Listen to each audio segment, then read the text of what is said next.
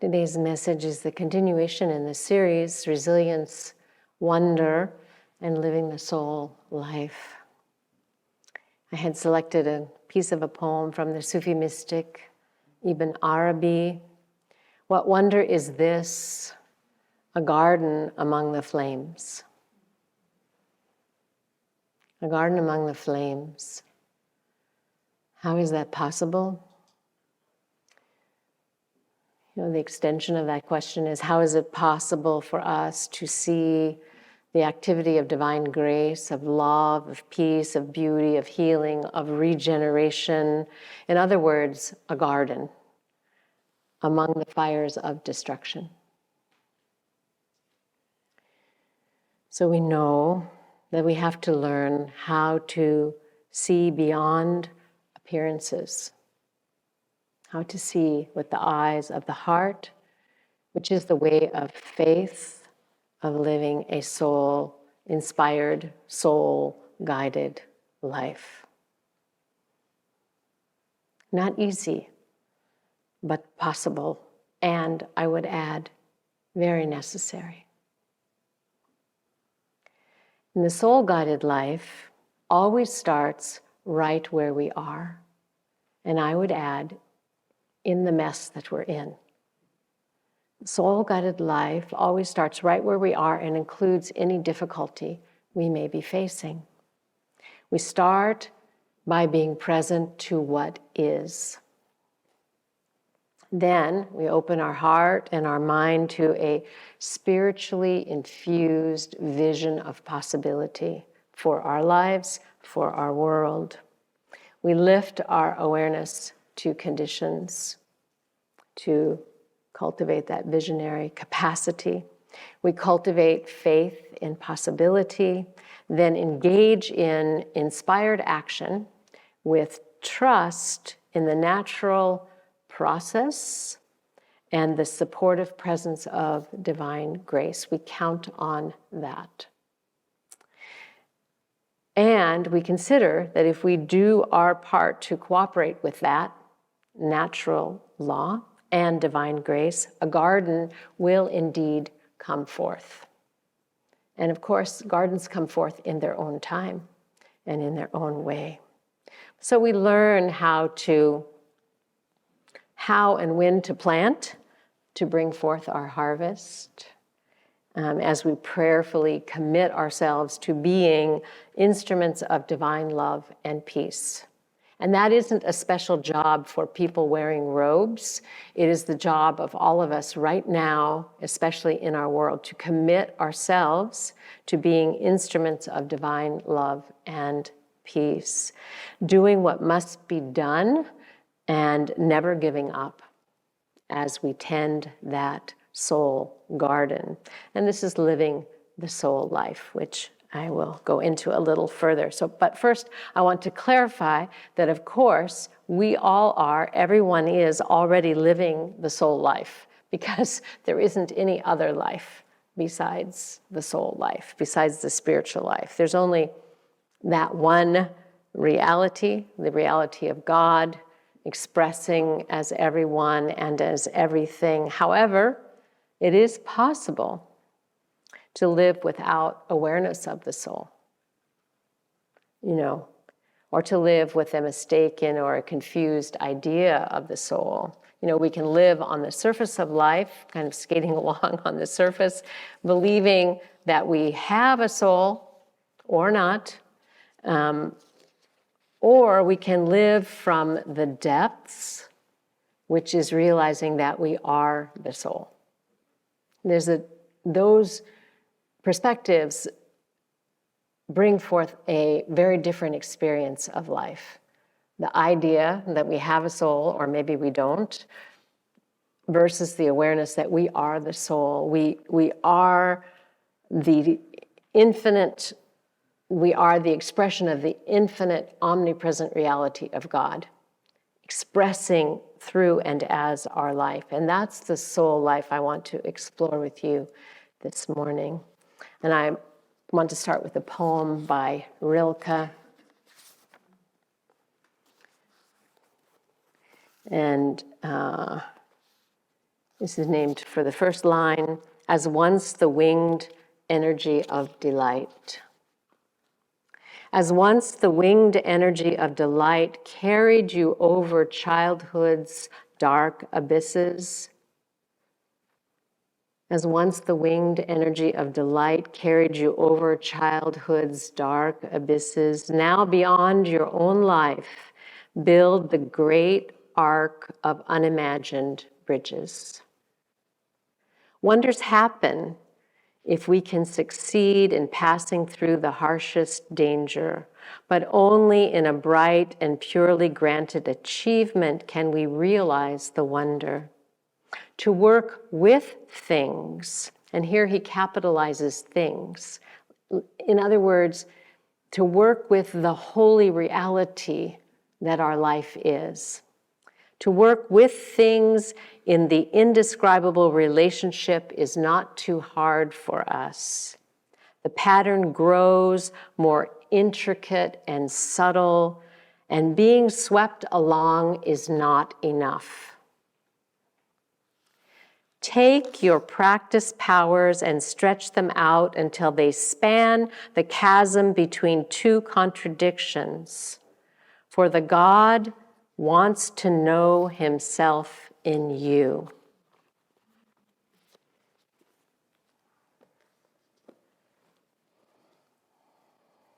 So, I really like that poem, and I want to just raise up three things in it for us in this contemplation of living the soul life. First, being swept along is not enough.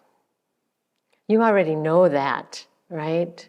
You know, being driven by conditions in life, feeling like we're just swept along with the momentum of things happening, out of touch with our own soul, out of touch with our own depths. Being swept along is not enough. There's a saying, that we have two different ways we can approach life. We can be pushed by pain or pulled by a vision. So living the soul life is being pulled by a vision and being anchored in awareness with faith. And then I like the part where he says, learn to work with things in the indescribable relationship. In other words, learn how to cooperate with the infinite. Learn how to cooperate with spirit. And then the third part, why?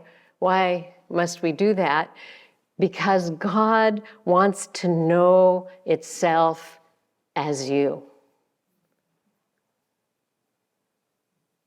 God wants to know itself as you. So think about this, that the spiritual path is not a path to God or to somewhere, but it is the way in to the depths of your heart, to the depths of your life, to the depths of your experience where God is always trying to reveal itself through you. The mystic poet John O'Donohue said, if you really live your life to the full, you are activating the presence of God within you. If you really live your life to the full, you are activating the presence of God within you. And, we know when the presence of God is alive and well and activated within us because we feel it as a sense of aliveness versus that, feeling of being swept along, disconnected from ourselves. We know what that feels like. It's a buoyancy, it's a fullness of being. And we know what it's like when we're missing that. So we have to come back to it. This is living the soul life, living from the wholeness of our essential self. So how do we work with things, capital T, things, the holy, in this indescribable relationship that we have with spirit, which we call our soul life? How do we work with life, with the self, the divine self, and not against ourselves? There's a verse in the Bhagavad Gita, which is a favorite. It's in the 6th chapter, the 5th verse. It says, lift yourself yourself by your own self alone. You have to lift yourself up. Do not degrade or lower yourself. For the self alone is the friend of oneself, and this self can also be the enemy of oneself. So I want to just briefly cover 3 ways that we can be a friend to ourselves and support our soul-guided, inspired life. So it always has to start with, the first step is realizing who or what we are through our spiritual study, inquiry. We all have to make the journey from ignorance of what we are to self-knowledge, to self-realization, knowing that truth. And the Vedic tradition identifies this journey as having 3 parts to it. Hearing about the truth of the soul, of what we are as spiritual beings, learning about it. And then the second part is contemplating what you've heard.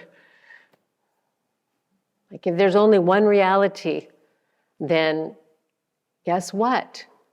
That must also be me. It must also be you. It must also be all that is. So we contemplate it, so we understand it intellectually, and then we come to have an intuitive insight about this omnipresent reality. And then the third stage is experiencing it directly. So we know it for ourselves. It's not with the mind, but the direct experience, soul to spirit, if you will, being immersed in that reality, knowing it for ourselves. So here at the center today, we're having the annual blessing of the children. And just as we did with Eastland's blessing earlier, we explain to the children that their blessing is an acknowledgement of the truth of who they are already, that they are divine beings. And we are acknowledging that about them. And I think about all the children who have come forth over the years for this blessing, and I feel so grateful to the parents and to the teachers who have made sure that the children hear this message about the truth of what they are. When Vedanta came to the West in the vehicle of Swami Vivekananda, he came to the Parliament of the World's Religions, and it was, filled pretty much with people from the West. And they didn't know what to make of him. And he stood up and he greeted them as brothers and sisters of America. And then in his talk, he went on to say, "It is a sin to say that you are sinners. You are the children of the Most High. You are spirit itself." And he got this standing ovation that went on and on and on because it resonated with people. They heard it. They heard the truth of their being. When I was a child, I really wanted to know that truth. I wanted to know the truth about God. I knew there was this God thing. I wanted to know the truth about my own soul, my own relationship to that. My parents didn't tell me about that, not because they didn't believe it, but because they didn't know. They didn't know the spiritual truth about life, so they couldn't tell me. This is very difficult and puzzling for a child. But as the poet Rilke put it, because God wants to know itself in us, we are, regardless of where we start out, we are impelled on the journey of the soul's longing to awaken fully. That journey is the journey we're all on, finding the truth when and where we can. So that first step is the step of hearing, of learning, this journey of self-knowledge and self-realization, recognizing God as our life. And then the second essential to that is taking up a spiritual discipline of prayer and meditation, some form of it that will calm the mind and allow us that connection to the essential self. That peace that we felt in meditation this morning, that beyond the mind, beyond thought, beyond emotion, beyond conditions, just a daily dive into the soul nature.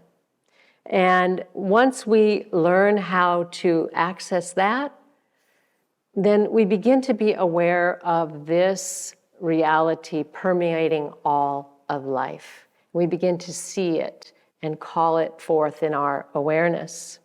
This is what the mystics called practicing the presence of God. Because we know that reality in our own heart, we begin to see it beyond all conditions. So we save ourselves from getting stuck on the surface of things. And we learn how to anchor ourselves in the depth within.